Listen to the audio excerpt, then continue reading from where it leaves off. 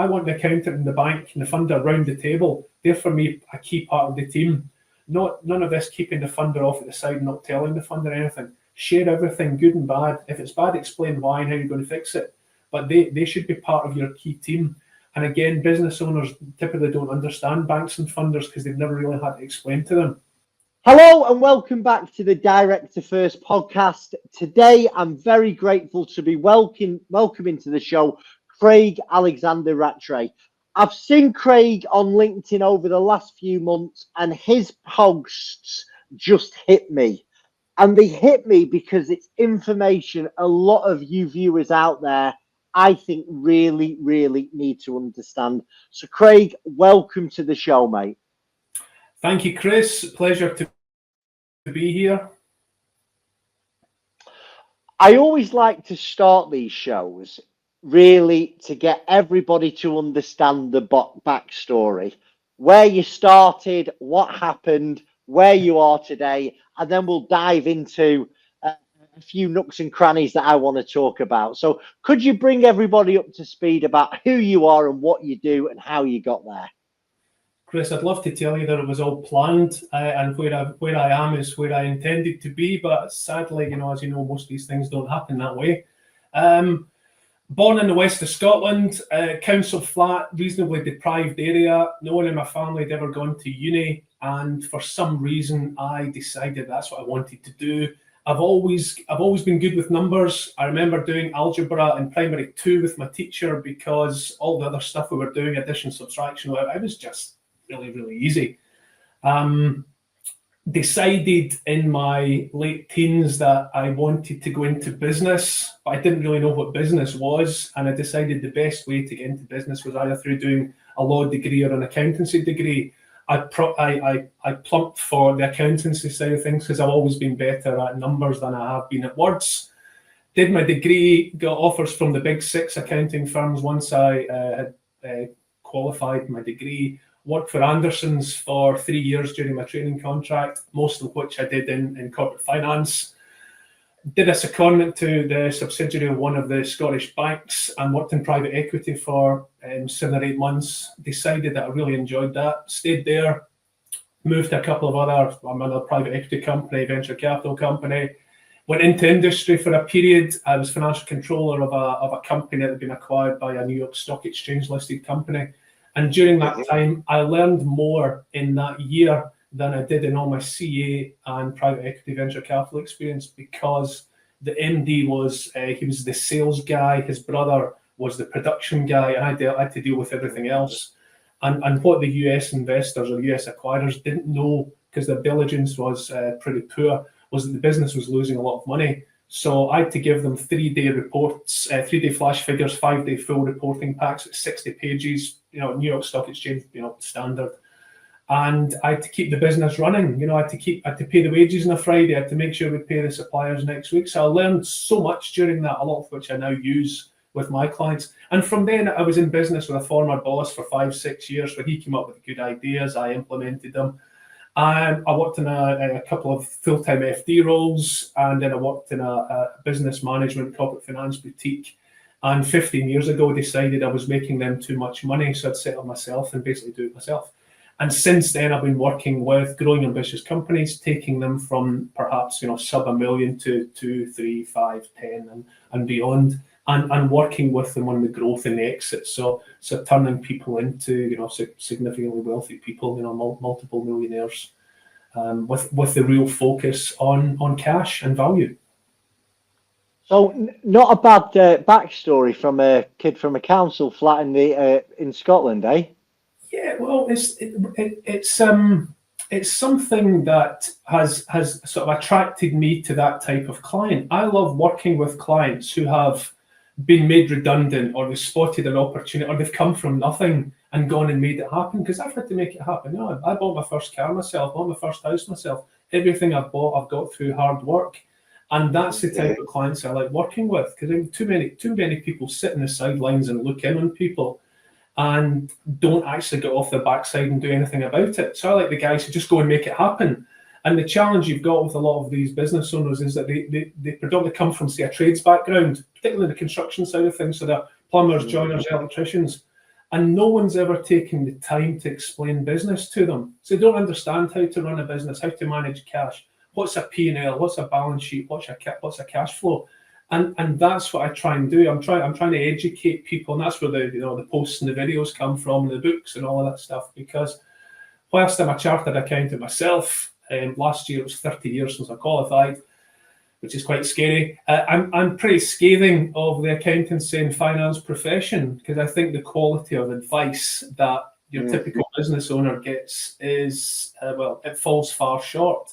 And I'm guessing that's why a lot of people come to you, because they have then the financial challenges, because they don't understand lots of things.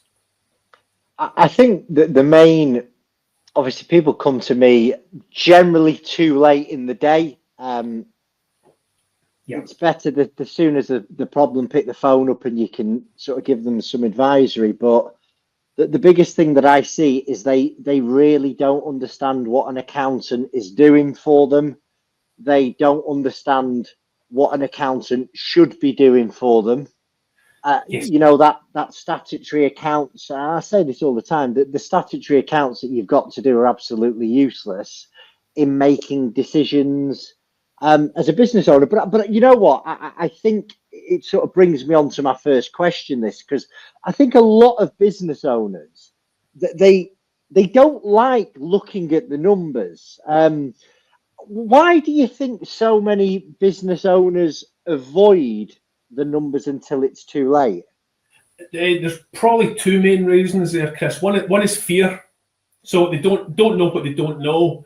And that's largely because, and at least it was in my day when I was at school, that the clever people went on and did, they did hires, they did maths, they did English, and, and other sort of what was deemed as the clever subjects, to go to university or whatever. And the people who didn't really do well at maths went to the technical department and they learned a trade, so they learned, become plumbers, joiners, electricians. So I think a lot of these business owners who have created fantastic businesses with next to no support on the financial side have this nagging sort of shouting in their head from the maths teacher saying, you're too stupid to understand numbers. And you then link that to the accountancy profession. And the accountancy profession does very little to educate business owners in terms of what they need to run the business. Because like you say, statutory accounts for me are like buying tyres for your car. Right? Yeah. You get them because you have to. Right? No one ever sits on a Friday night and says, okay, let's go and look at tyres at the weekend. That'll be fantastic. You don't. You buy them because you're told they're illegal or you get a puncture. And you do the same with statutory accounts. And what most people do when they set up a business is they speak to their pal or family member to say, I need an accountant to do my accounts. Yeah, speak to, Johnny or Fred or whoever. He'll do your accounts, for 50 quid or 500 quid or whatever. So they think of it as a commodity item. And what I've been saying to accountants for many years is you need to educate your client and tell your client what they need. Because it's about giving the business owner the information they need to run the business. Because one of the things I like to say to business owners or ask is, how do you know you've had a good day, a good week, or a good month? And not, they'll say things like, well, all my employees were on site, or our order book's full, or the phones are ringing nonstop, or whatever. And I say, no, show me something tangible that you measure financially that shows how you're having, how your performance is. And that's where the key performance indicators come in. So I'm basically a real fan of real-time information, everything done every day. If you do everything every day, you're only ever a day behind. So you do that, and whether that's you or your bookkeeper or an external accountant or whoever that may be, just do all of that. You come in the morning, reconcile your bank account, post your purchase invoices, send your sales invoices out at the end of the day, and come in and do the same thing the next day. And for accountants that are listening, you should be telling your clients what they need to run the business. And you could probably charge them, 3, 4, 5, 10 times the fees you're charging compared to what you would charge them annually. And that will also allow the business to grow, so your fees will become irrelevant. And I think that's the problem, isn't it? Is these that, like construction, perfect example. There'll probably be a fantastic builder, joiner, sparky. They can actually get the work in, and that's where the problems start. So when you're talking about you should be doing this stuff every day, just so we're really clear for people. What should they be doing on a daily basis, and what information should they be looking at the end of that day, and Okay, I think all businesses should have online accounting software. What's your favourite? Go-to for most at the moment seems to be Xero, or whether it's QuickBooks or Free Agent. Okay, it doesn't matter, but have that, and also have your bank feeding into that automatically, so that your bank is going straight into your accounting software. And then what you should do every morning is that there should be someone responsible for reconciling the bank. And what I mean by reconciling the bank is that basically receipts that that have come in, you match them to the people who owed you money. Payments that have gone out, match them to the people that you owed money, and understand where you are. So that lets you see exactly where you are today. And then any new purchase invoices that come in, get them posted, probably through an app, Dext or HubDoc or something like that links into your accounting software. And similarly, when you've finished a piece of work, get it invoiced that day. Don't wait to the end of the month and then the week. Get it out. The quicker you get it out and make sure all the details are right, the more chance you have of being paid. And what I also like all my clients to do is that I've got 3 questions that I want them to ask every day, or I want someone to ask in the business. And we've covered some of it. And question 1 is, how much cash do we have? So we do a bank reconciliation, so we know exactly how much cash we've got. Question 2, who's got our cash? So we've reconciled the bank, we've matched off receipts we've had, so we can see who still owes us money. Okay, it's our money. We've done the work, so chase them for it. If it's overdue, get onto them. Send them a reminder to say, Chris, you realise you owe me £10,000. It's due on Friday. Any problems? And then if it's late, get onto them again. It's your money. For me, a sale's not a sale. That money's in your bank account. Yeah, absolutely. And then the third thing, which we sort of touched on as well, is how do we get more cash? And we get more cash by having 3, 4, 5, key performance indicators, things that determine whether we've had a good day, a good week, or a good month. And we use them to monitor, manage, and drive the business. And there's a whole variety. Now, if you Google KPIs, you'll literally get thousands of them. But things like your profitability, your gross margin, debtor days, your utilization, your average charge out rates, all of these things you can use to drive the business forward. So can we dig it? I mean, I love that. How much, who has it, and how do we get more? And then you moved on to, so you're right, KPIs can be as long as, the list is endless. What are the key ones? Because I want people to be watching this and actually come away and go, I'm going to action that right now. What are the key KPIs that people should be looking at on a daily basis? It will vary based on the business you have. One of the biggest KPIs is cash. How much cash have we got? Another one is debtor days. How many days outstanding are the people who owe you money? If your terms of business are 30 days, your debtor days should be sitting around 30. If your terms are 30 and your debtor days are 60, people aren't paying you in time. So you use that to monitor and drive it, and and analyze the aging of that, and it will then improve. Because if you think about it, if you owed 10,000 by someone, okay, and they owe 2 people £10,000, if you're the guy that's chasing, you'll probably get paid. Of course, yeah. He screams loudest. So you've got that. I like looking at in construction-related businesses and most businesses, I like looking at gross margin. Gross margin basically being your gross profit divided by sales as a percentage. And for me, that's a key driver of your business, because if you've got business, it means that you're a price setter. People come to you because you're differentiated. You can't get what you sell anywhere else. Think Apple. Think of Apple products. You can only get them from Apple. High margin. People really want them. Compare that to, say, laptops that are produced by Dell, Lenovo, HP, whatever that may be. They're all pretty much of a muchness. They're commodity items, so we buy them based on price. So I'm always interested in people differentiating to drive the gross margin. I then look at things like utilization. Maybe if you're an asset hire business or you're selling people's time, look at the utilization of those people in terms of, if you're paying them 7 hours a day, how many hours are you charging them out for? You can link that as well with the average charge out rate. If you're paying them X, you probably want to be charging them out at 3 times X. And the other thing that's not necessarily a KPI, but is information you should be looking at, is you should be looking at how much you make across each product, service, or project. So whilst all your profit goes into one big pot, you want to basically be able to split that down, because you could find out you're wasting a lot of your time on something that's not making you a lot of money. So if you don't break that information down, you don't know. Brilliant.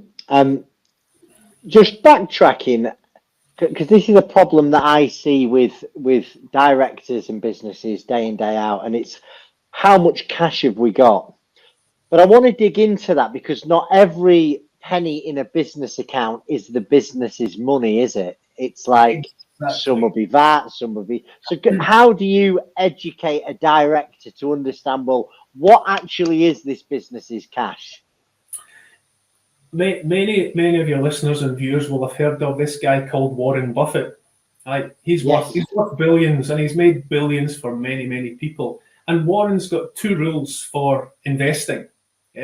So I thought, if it works for him and works for his clients and the people around him, I should create 2 rules for business owners, SME type businesses. It really applies to any business. So I've got 2 rules for any business. Rule 1 is focus on cash. Okay, mindset, cash. It's all about cash. You can't pay the wages with profit. You pay the wages with cash. And rule 2 is don't forget rule 1. So it's the whole cash mindset. And again, something else I like to ask people on a regular basis is your bank account. What have you got in your bank account today? I've got X. How much of that is yours? And they'll often look at me as if I'm, talking a different language, but it's the point you've just made. That money in your bank account, some of it's yours, hopefully, but some of it's corporation tax, some of it's VAT, some of it's suppliers, some of it's wages, some of it's other costs you need to pay. So you need to understand that. And the only way you can understand that is if you've got all that financial information to tell you where you are. But more importantly, you've got to be able to look forward.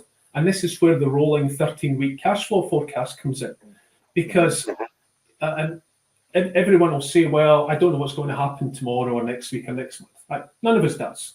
Right? But at the end of the day, we can make assumptions based on where we are and what's happened and what we know is going to happen.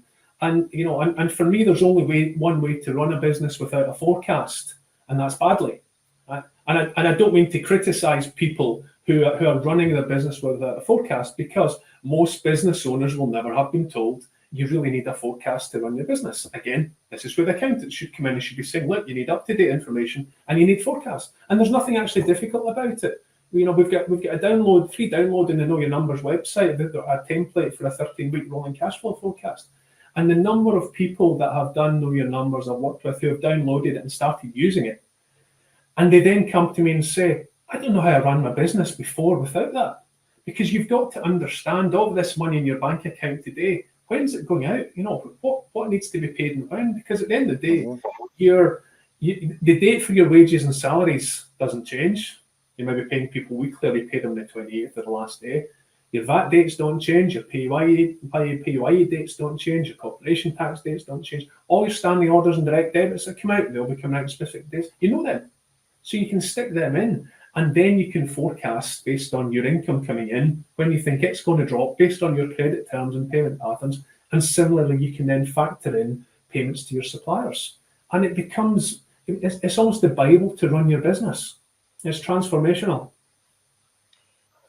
I think there's people who watch this and the idea, I've mentioned a 13 rolling cash flow to people in meetings, and they just glaze over. So can we and we're going to put it in the show notes, stuff like that's really good for people to get hold of. But can you just break it down as simple as you can? What is a 13-week rolling cash flow? How simple can it be? Well, it's very simple. We'll give the viewers and listeners a link to the download, and also there's a webinar I recorded. I was actually in Fuerteventura, so I'm scribbling up in the blinds in my room with doodles and things, so you can download that and watch that. But it's quite simply opening balance. Your receipts plus your receipts less your payments, your closing balance, and you run that out for 13 weeks. And you break down the receipts and break down the payments in as much detail or as little detail as you want. And it's like I said before, you know when certain things are going to be a surprise if you walk into the office on the last day of the month And whoever's in charge of the finance, the booking says, Chris, you need to pay the wages today. I forgot, right? You can't, or you need to pay this on a particular date. It's all about looking forward. At the end of the day, we can all look back, right? And we know what happened last week. We know what happened last month. We can't change it. But if we can start looking forward and providing a wee bit of more certainty based on assumptions and things that we think is likely to happen, it's not an exercise in precision. All you're trying to do in the weekly rolling cash flow forecast is look and see where you've got pinch points. Because if you see that you've got a pinch point in, say, 7 or 8 weeks, you've got 7 or 8 weeks to deal with it, rather than having 7 or 8 hours when you come in and someone tells you something to pay today. That's what it's all about. And it doesn't have to be perfect. No. I think that's the key thing. Do you know what? I once mentioned this to somebody, and they said to me, Chris, why do I need to do a rolling cash flow? I've got lots of cash. What would you say to that person? If you do it and do it properly, you could probably have more cash, is my response to that. Because I get that from some people. I've got a business, the business I'm working with, and they're sitting with about £2 million in the bank. Not all of my clients have that, but these guys have. And they're selling the business. And they're taking out a big chunk of that £2 million on completion date. So that business is going to be transformed overnight from business awash with cash to business that's going to be a lot tighter. So we are now introducing, I've just been helping them do the sale, we're now introducing, and have done over the last couple of months, the weekly rolling cash flow forecast, the longer term monthly P&L, balance sheet and cash flow forecast, because we'll use that to drive the business and to run the business properly. So yeah, I mean, fine, if you don't think you need it, great, and you can sleep at night, great, but this is for people who can't sleep at night worrying how to pay the bills next week or next month.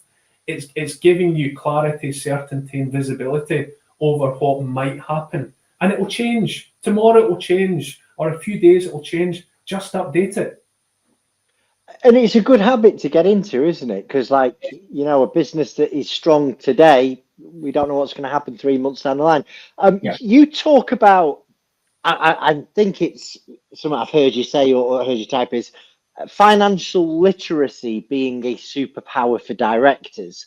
Could you break that down into simple terms for somebody who's watching and is chaotic at the moment? What does financial literacy actually mean? For me, it means a couple of things. One is understanding your financial statements. Okay, so it's understanding, people will have heard of a profit and loss account and a balance sheet. And what happens is most people will go to their accountant 8.5 months after year end. Here's your account. Sign this. Send the revenue a check for that. Here's my invoice. See you next year. Okay, zero value. Okay, I've got a guy. There's a guy who joined group 3 or 4 of Know Your Numbers. And I interview everyone before they join. You got to apply, and we have a chat to make sure you're the right fit.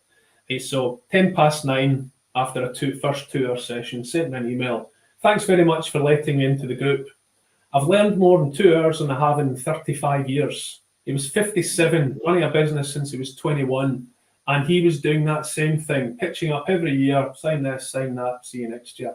Zero value. So it's about understanding what is a profit and loss account, what does it do, what does the balance sheet do, and also then how does cash work, because profit isn't cash. You'll hear this all the time, Chris. I'm showing us as if I've made a lot of profit. Why have I got no cash?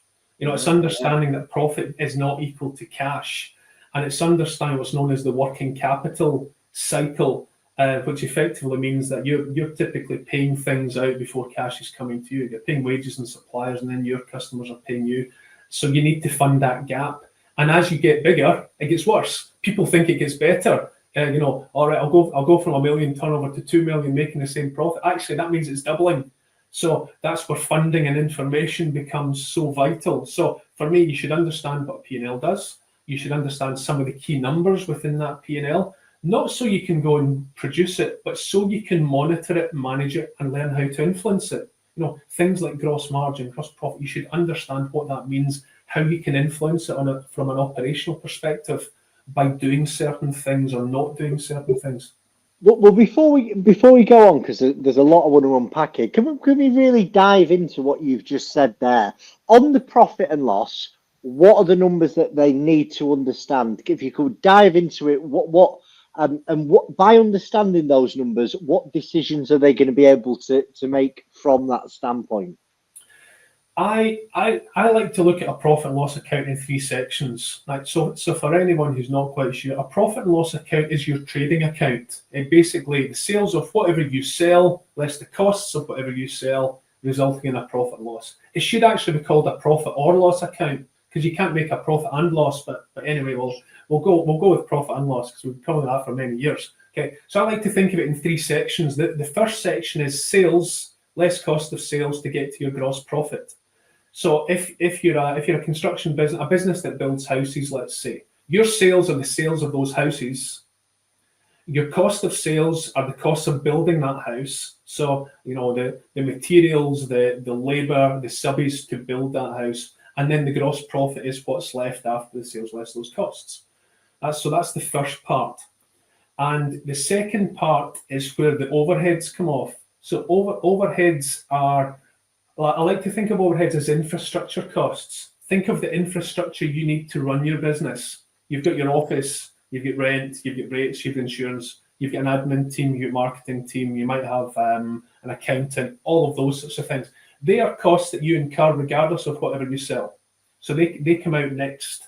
So the gross profit less those overheads give you what's known as your operating profit. So basically the profit from operating your business, also known as EBITDA, earnings before interest, tax, depreciation, and amortization. Don't want to get too technical on it, but that's the phraseology, and that's a key number for anyone to know. That I've got some videos on the Know Your Numbers website, or just Google EBITDA, because as a business owner you need to understand that. And then after that comes out the interest, tax, and depreciation to get to your profit after tax. And that's where your dividends come out from. So if you're a business owner, you then take your dividends out of profit after tax. So think of our profit and loss account as a movie. Okay, it's got a start point and an end point. Now, it covers a period of time, 1st of January to 31st of January, 1st of Jan to 31 December, so it's a period of time.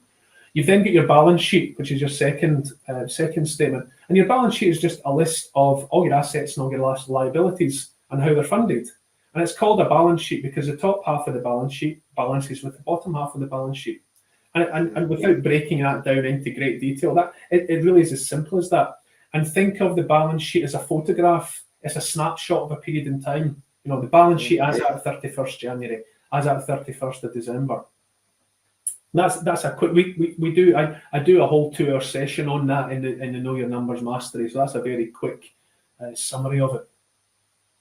So, in your various roles over the years, Craig, you must see the same mistakes being made over and over again.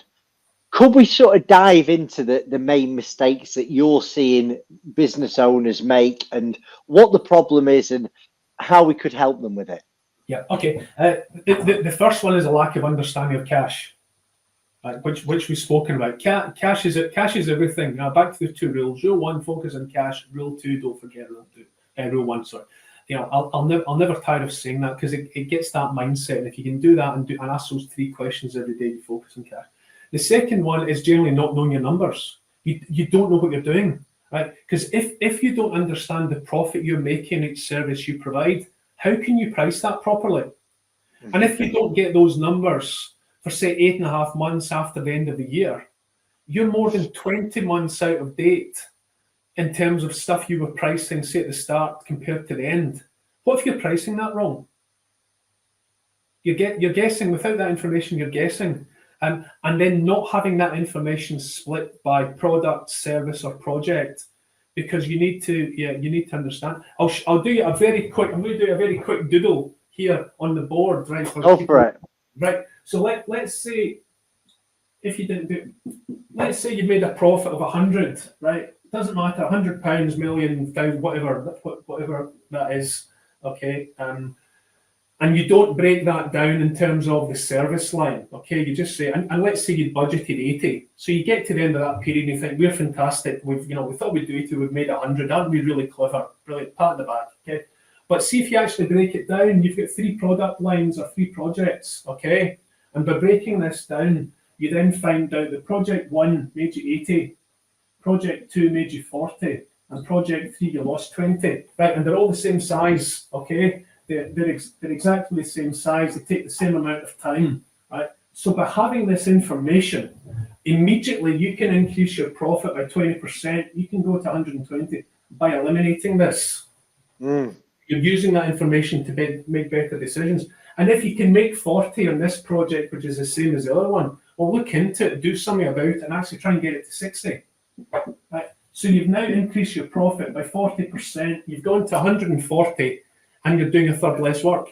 So it's things like that where you can use the information to make better decisions. That's why you want to look at things like utilization and charge out rates, and collate these KPIs to monitor it, manage it, and then drive it forward and link it into the operational side of the business. Too many businesses have finance here and operations here. They've got to be integrated.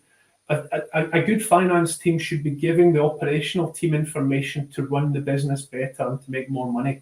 That's ultimately why most people are in business.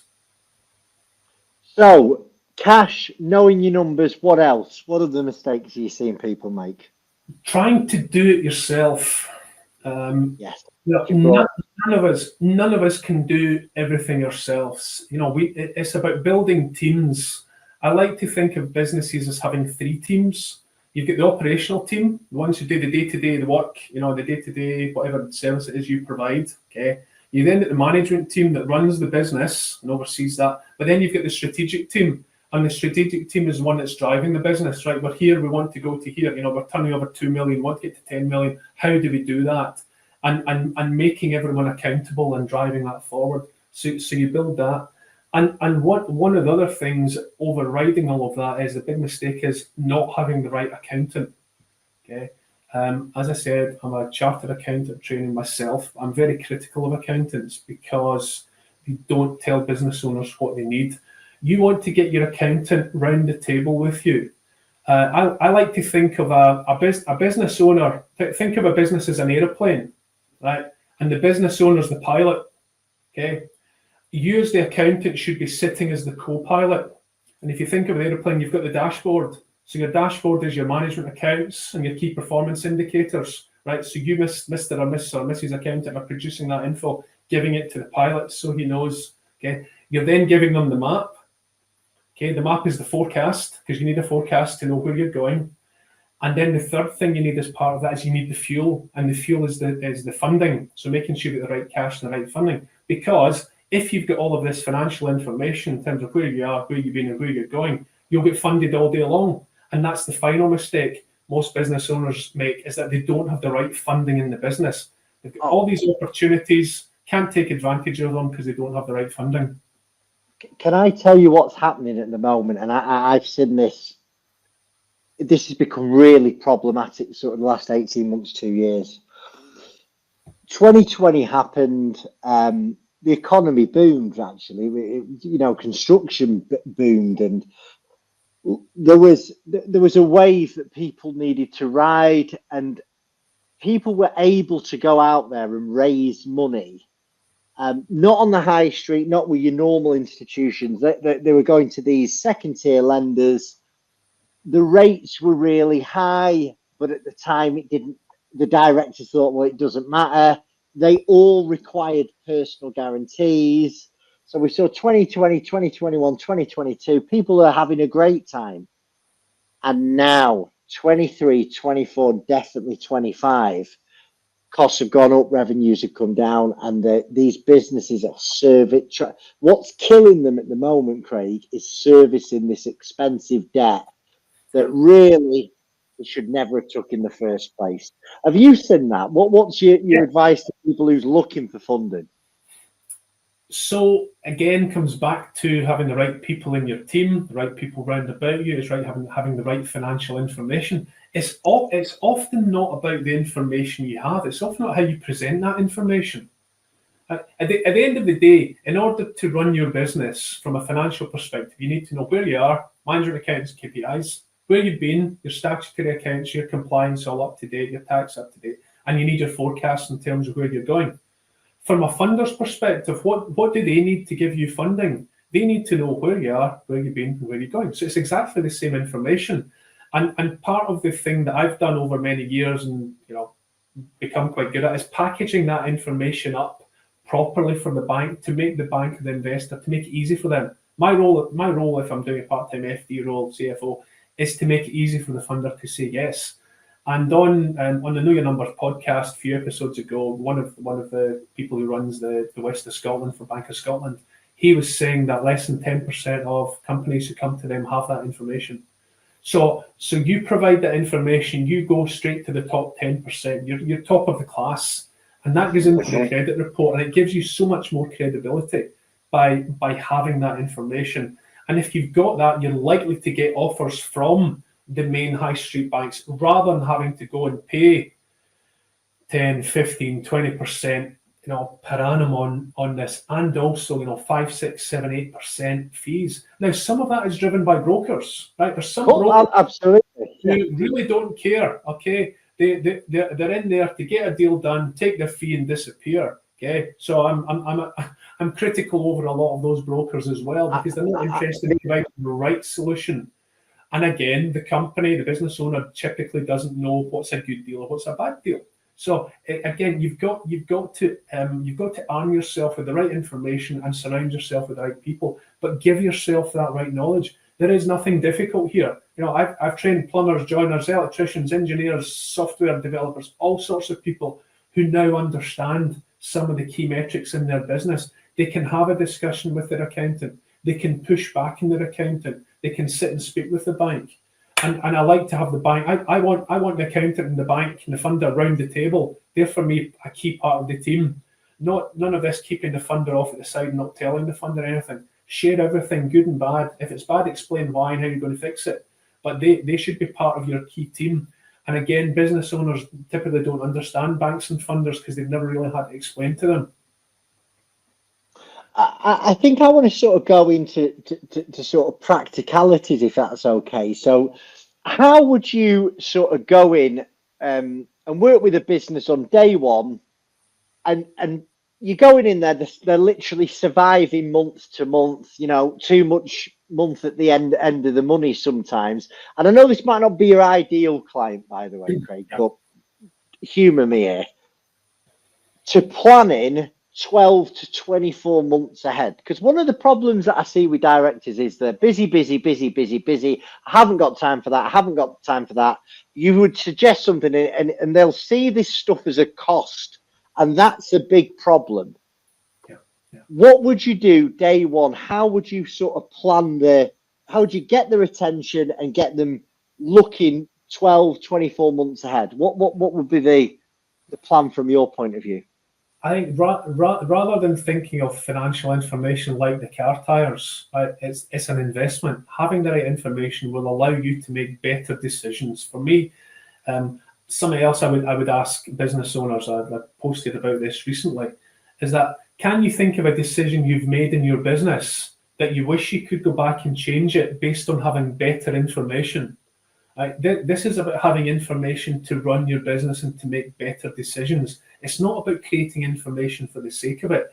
It's about better decisions, making more money, having less stress, and building a more valuable business. If you want cheap accounts done at the end of every year and your business is reasonably flat, crack on, keep doing what you're doing. But if you're ambitious and you want to go from, say £1 million to say 10 million over the next 5 years, whatever that is, then you need proper information. You need proper funding as well, and you need a team to actually help you go and do that.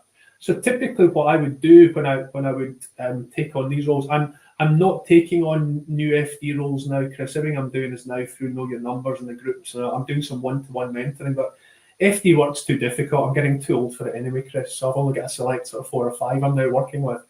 But what I would typically do is I would look at give me the financial information you've got, give me your last management accounts, give me your last prior year accounts, and give me your budget. Typically, there will be no budget. Typically, the management accounts will be 2-3 months out of date, and we may have the year-end accounts. Okay, so I want to understand that, and then I want to understand who's involved in the finance side, what do we do, and who does what on a daily basis, and then ask why do we do it, because often you'll find people are doing things because they've always done it.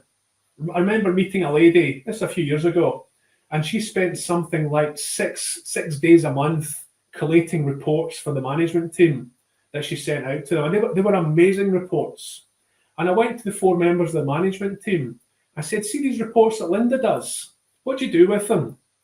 2 of them didn't even look at them. One of them looked at the summary page, and one did it if he could be bothered.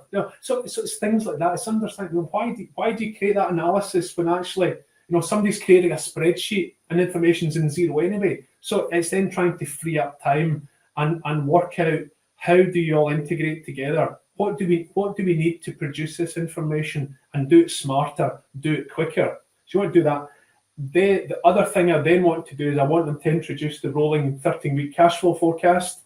So we'll start preparing that. So basically we'll get out the bank statements for maybe the previous 3 to 6 months, understand them, and then start building that model and start implementing that on an ongoing basis. And also we'll build a budget for the current financial year and perhaps the next financial year. So a monthly profit and loss account, balance sheet, and cash flow forecast.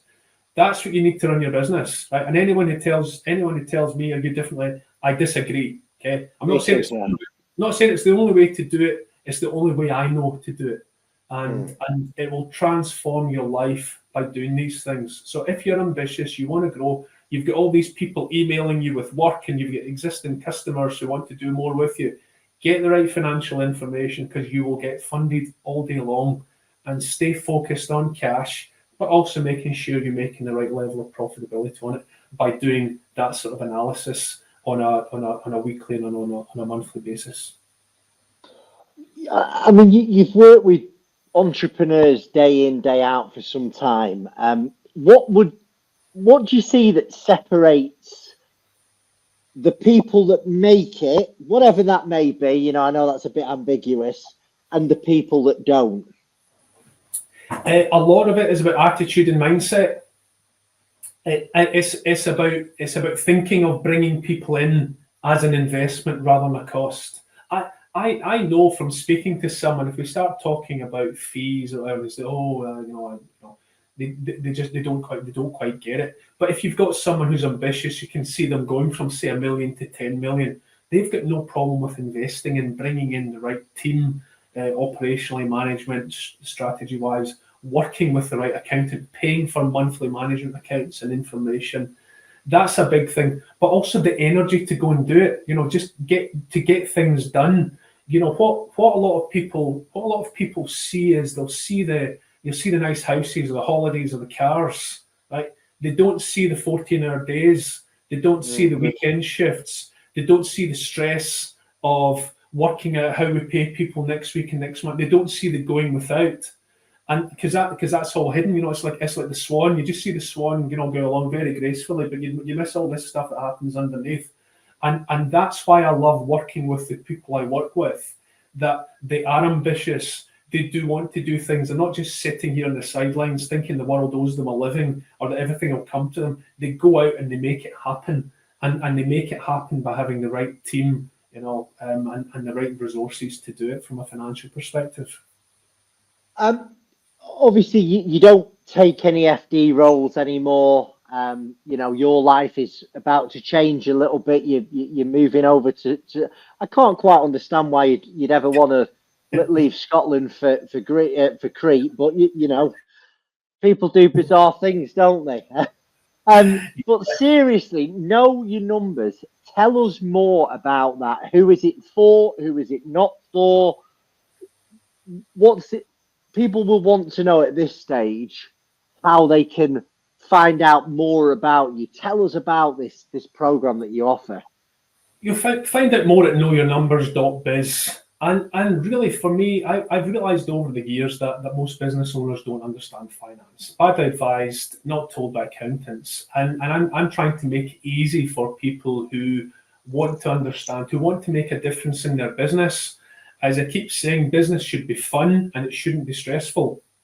Most business owners out there will probably start laughing when they hear that, thinking I'm stressed all the time and it's not much fun.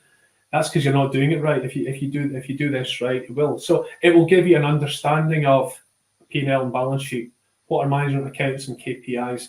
What is a forecast and why you need one? We'll even do a session on how you actually build a forecast, build the weekly rolling cash flow, build the monthly forecast. We do a session on operational finance, so the difference between direct costs, indirect costs, gross profit, how to calculate that, break even, difference between markup and gross margin, pricing, quotations, the things that are really key to driving value in the business. And we have another session that talks about cash and funding, and also about building value in the business. So building value by building a management team, by having recurring revenue, by having a good working capital cycle, collecting cash, paying cash out properly, and a variety of different things.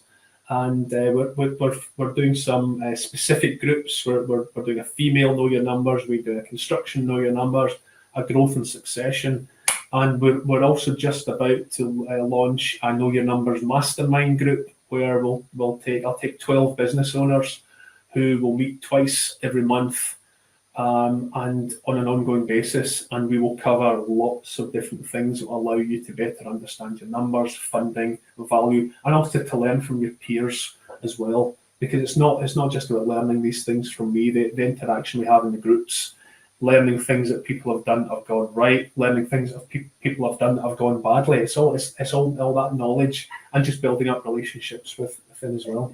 It'd be a good networking opportunity as well for people. It's like, I suffered with this for years. I was so busy, and I just saw it as a waste of time. And yes. You know what? I was dead wrong. I mean, I've been through what you're talking about, and all these problems, and I think that's what jumped out at me from what you were posting, because I was that guy. Like even the industry that I'm in, it was very much okay. I know that we're making that much, costs are about that much, but I really, it's embarrassing now, but I didn't take much notice. Everything was very much, well, we're here, there. And the minute that I started to dig into this stuff and get educated and get timely information, my accountant, they didn't want to provide that. So I brought someone in-house to give me that information at the end of every month. And by the 7th of the month, if not sooner, I've got that P&L. I know what's going on. I'm digging into it and going, wait, no, why is that figure? Why is that figure? Stupid things like I'd set up for some training, and they took an extra payment by mistake. Now, the old me would have missed that, and it was like 700 quid. And I'd have missed that for 5 or 6 months and gone, bloody hell, it's 3.5 grand. And the cash flow side of things, the knowing that I've got more than enough to pay for my VAT, more than enough to pay for the corporation tax when it comes round. And I genuinely think if I'd have learnt this earlier, I'd probably look like Peter Stringfellow now with a big ponytail. That's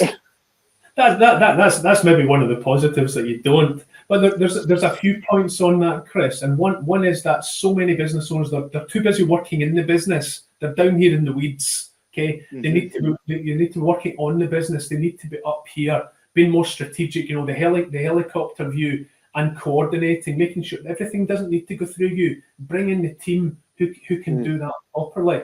But you've also got to look at investing, right? You've got to think of these things as an investment, and to get that right information and just change the way you run things. There's most business owners out there.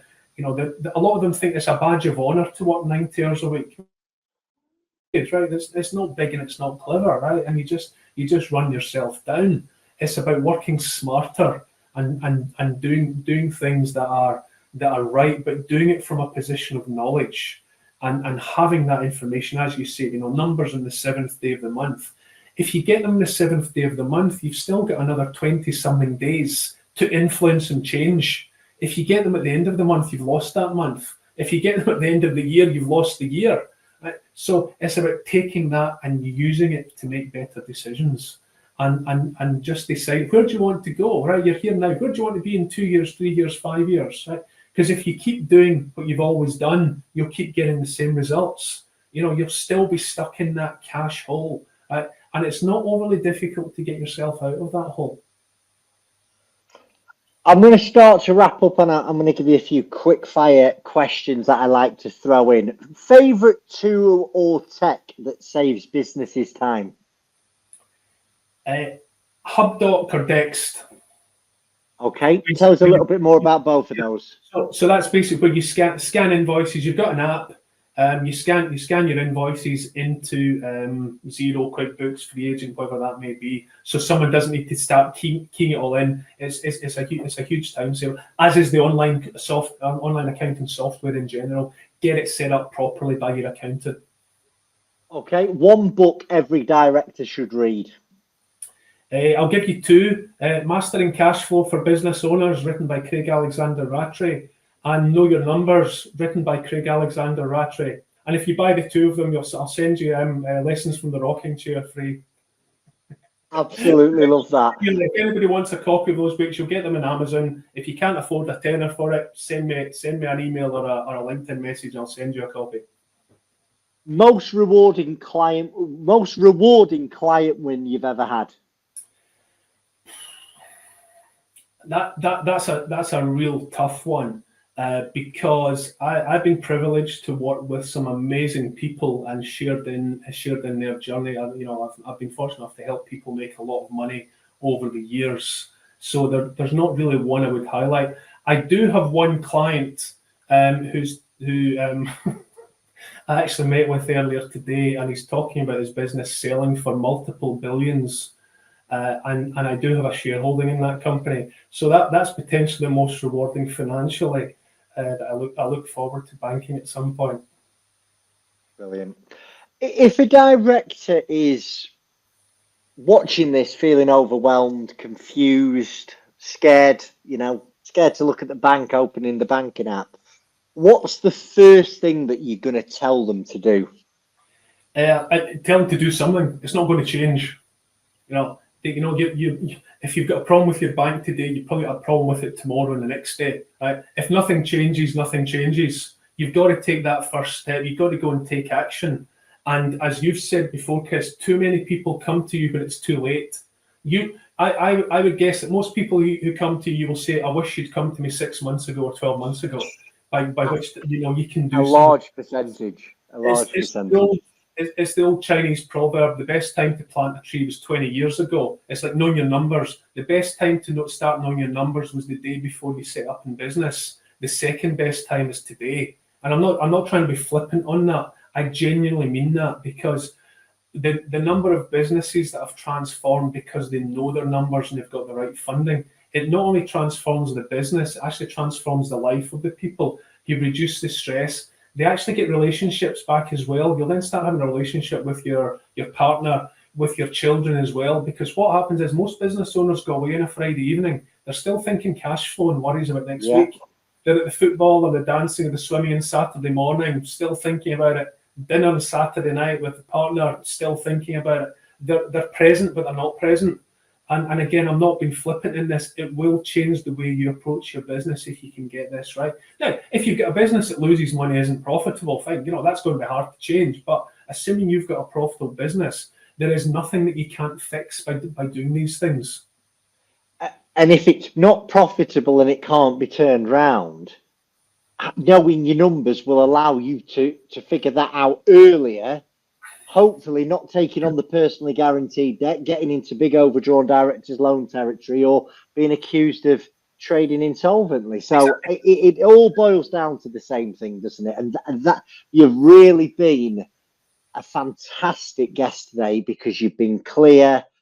Again, just to finish up, where can people find out more about you? How can they work with you if they want to?